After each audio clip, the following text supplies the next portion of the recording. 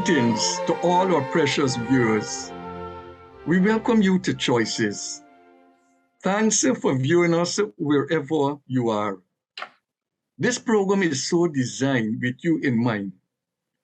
It is our heart's desire to help you, regardless of what you're going through. We are conscious that we have only one life to live, and we want to be successful in every area of our lives. So we encourage you to trust, live, and serve God. We're all accountable to Him.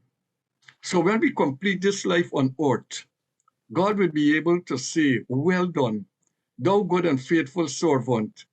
Enter into the joy of the Lord."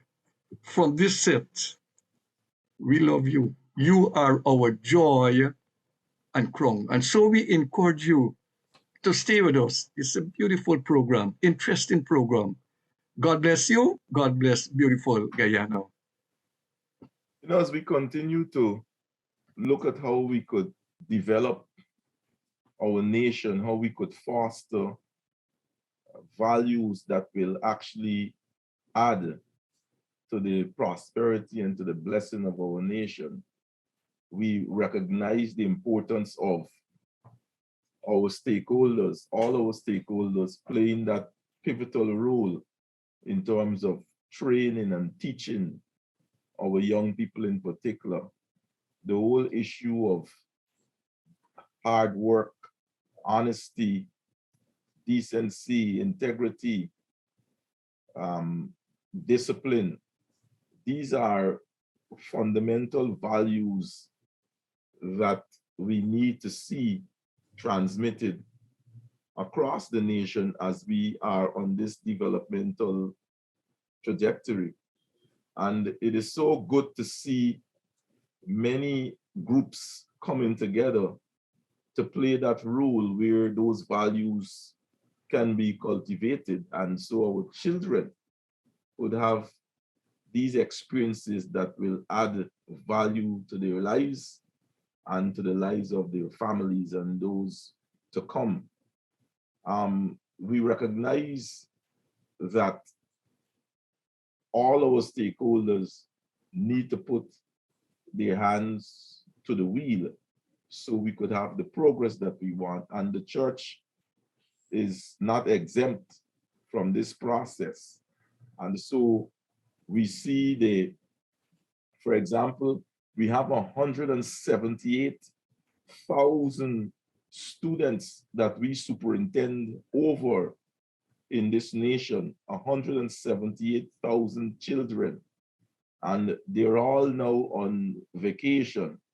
And it is important that we do not lose them even in this vacation period, because lots of things could happen during vacation period. We've heard stories after vacation, a lengthy vacation, many of the children who returned to school, they were never the same again because of the kind of activities and what they may have been exposed to. But we want to say, without any fear of contradiction, that there are good things that are happening and the parents should release their children into these programs. For example, yesterday, I spent a couple of hours at Skeldon, and it was so nice to see the Army running a program for over 500 children from 34 secondary schools across the country, dealing with these same values of leadership, what real leadership is about, what core values are about, and how they could really attach themselves, align themselves to these values.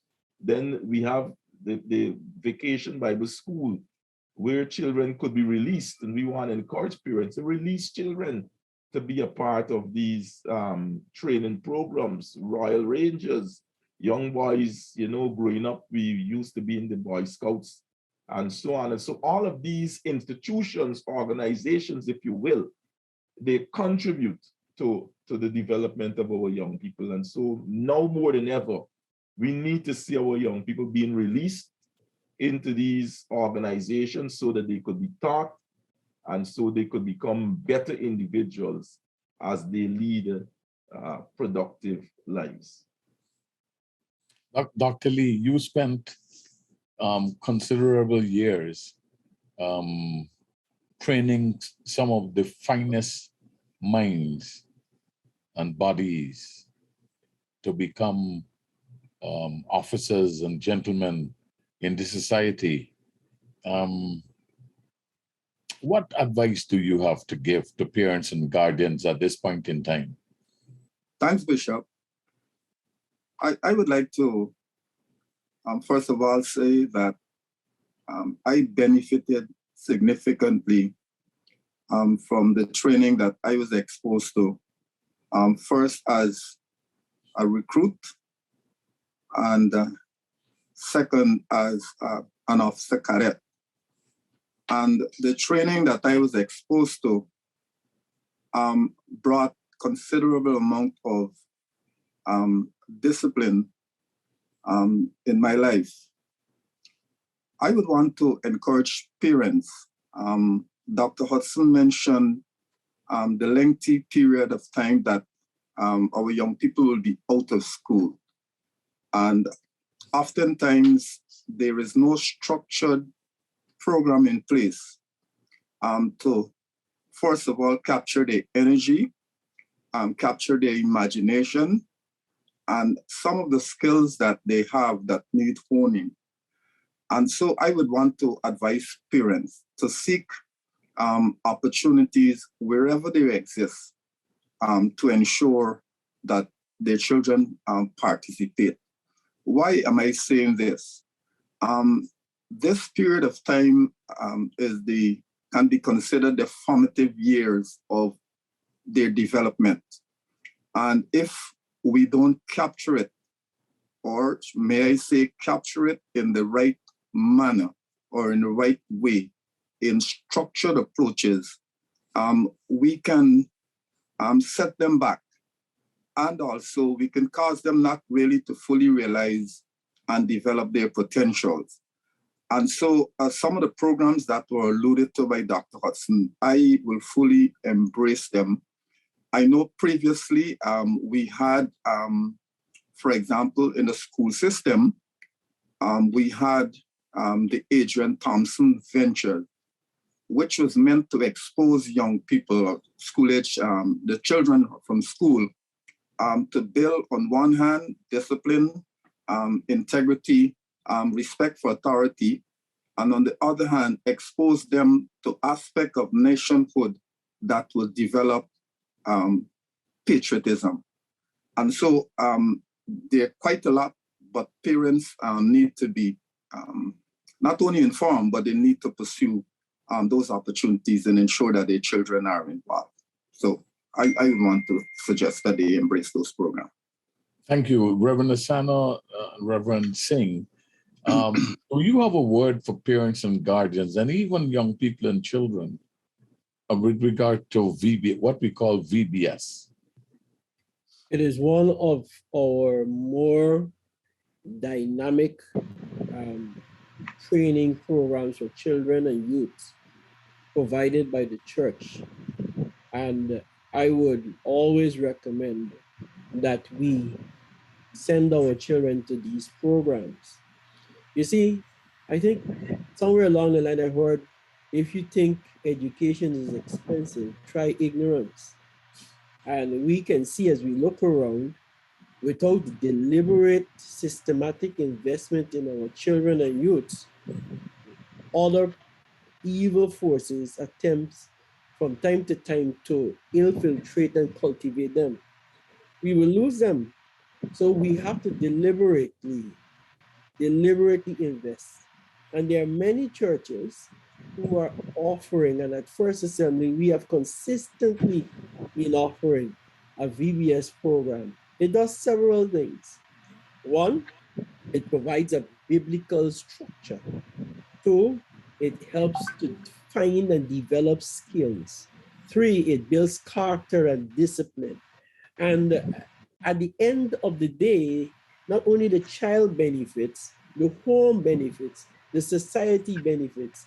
And so within that 2-month period that we have them being at home, you give them an opportunity to have some critical investment in their in their soft skills, in their abilities to be disciplined, to follow instruction, to be manly, and at the same time to awaken their God consciousness, recognizing that there is a God and that you and I were created in the image and the likeness of God. And He requires us to find who we are, discover our giftings. And when we discover that, how we could serve that to other people.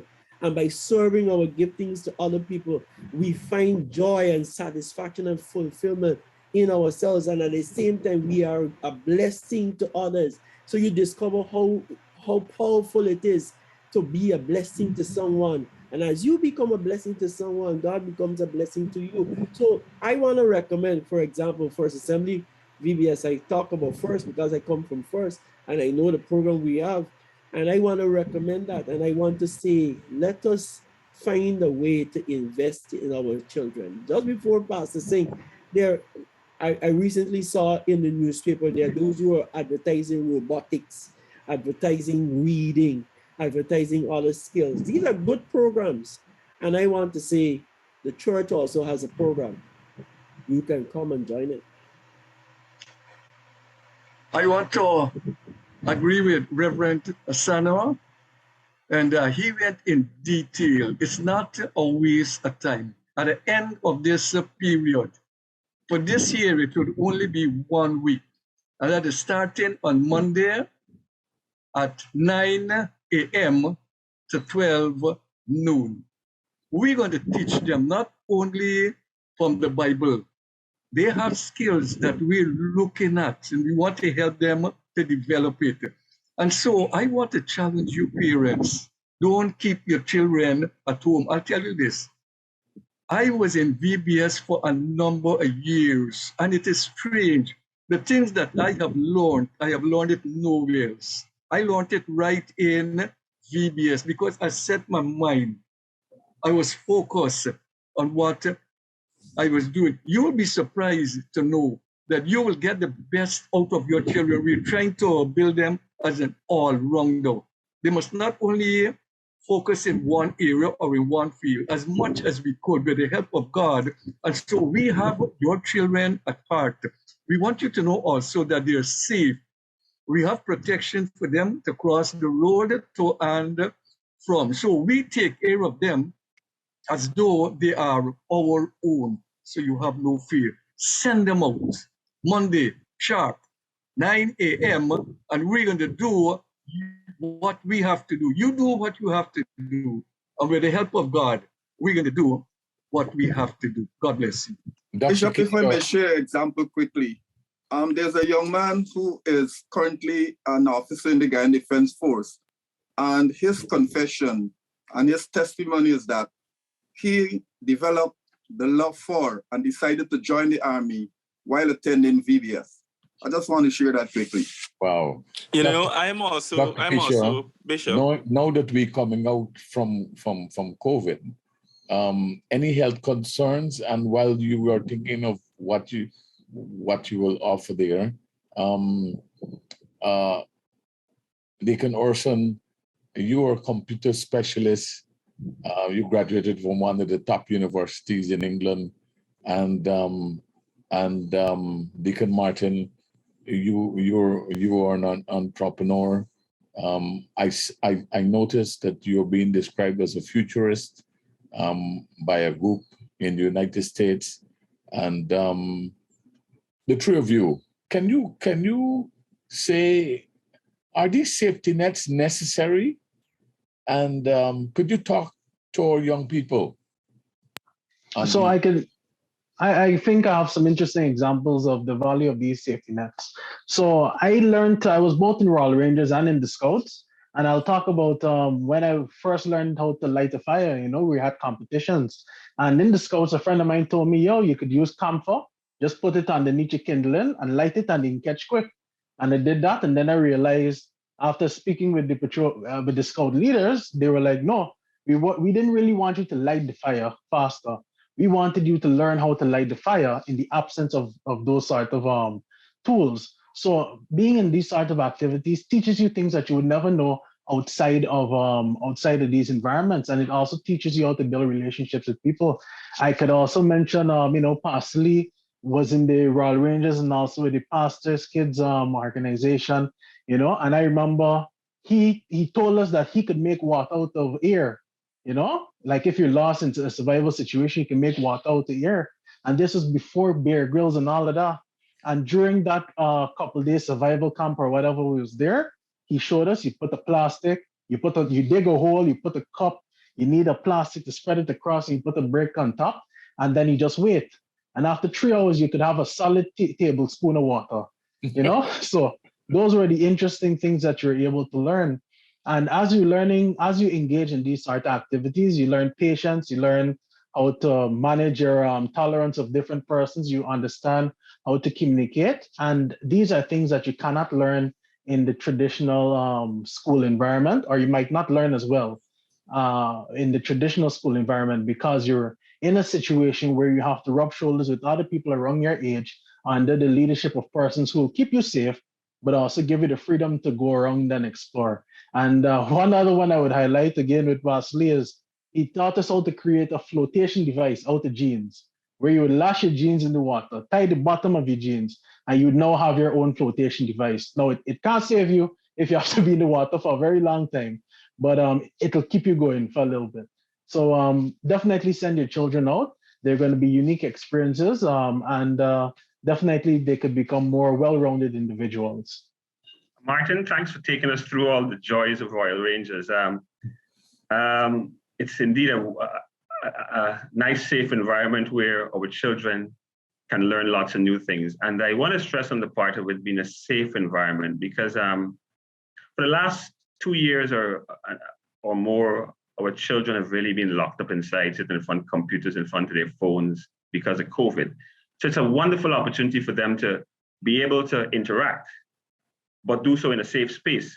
And I say do so in a safe space, not without some sort of backing, because I recall there was a survey done by the Vanderbilt University. I remember I first started following it back around 2014, 15, thereabouts.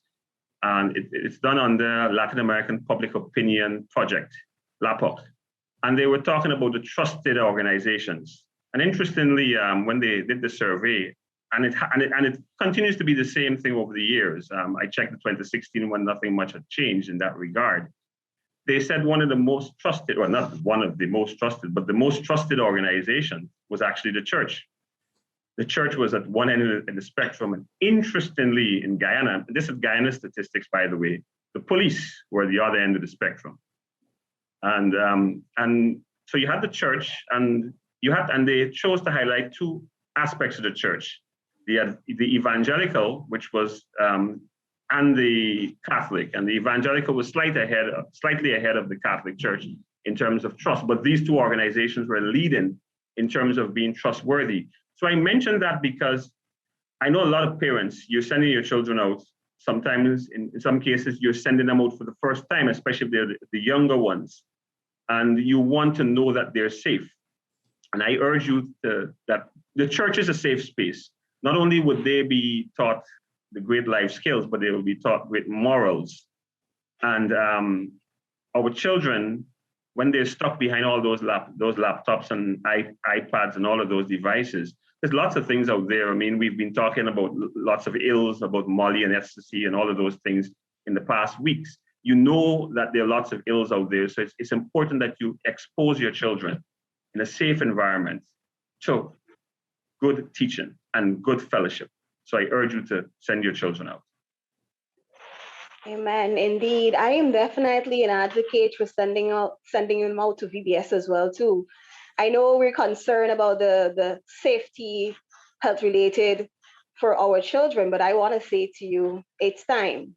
You can't stay locked away for too long. I think a number of measures would have been taken over the past 2 years that gives us this freedom to be able to now have them be reintegrated into the usual activities. However, with a sense of safety. Of course, you're going to still use your face mask, you're going to still use your hand sanitizer, but it is still a great opportunity, because one of the things we have to learn about pandemics, epidemics, or endemics it would only last for a certain period of time. And if you face it with fear, then you would always be sheltered. So you have to know at what point in time is it safe for me to release persons out into into their usual activities, as against for how long do I keep them in. I think after 2 years in good measures being practiced by our country as a whole, and I want to say at First Assembly, I think we have a safe ground for our children to come out and interact.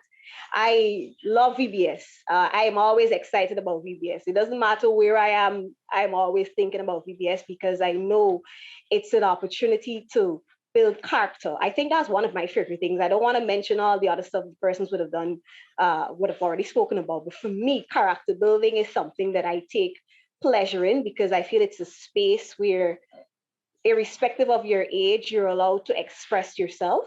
You're allowed to be you. And in being you, you're allowed to bring yourself into formation, into character building. You allow yourself to develop and become you. There's a uniqueness to you.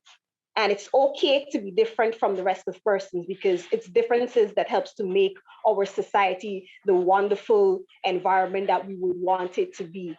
And so I think VBS is a sphere for that. I think it's an opportunity for us to reach out to persons. I remember one young man in particular, he said to me, he came from a home that is not necessarily one of the best environments to be in. And just to hear him share, he said, I am so happy to be here because I'm discovering and I'm learning that, whatever I would have seen in that home may not necessarily have to be something that I should continue. I could be different. I could make the difference. And so if I have one person coming to VBS with the understanding that I don't have to continue in brokenness, but I can strive towards being whole, for me, that makes a difference. And so it's always an opportunity to explore and to become. I'm always excited to see what people would become, how they would develop, how they would grow. So for me, definitely VBS is the way to go and to explore and just be everything that God wants you to be. Thank you, Dr. Nelson, for sharing that great example with the young man. And it just speaks to the fact that the church is an important stakeholder of the society, and hence they play an important role in providing the safety net that is needed for our children. Our children are impressionable, they are creative, they are competitive. And so we have to come alongside the parents in helping them to foster and creating an enabling environment where they can develop and grow.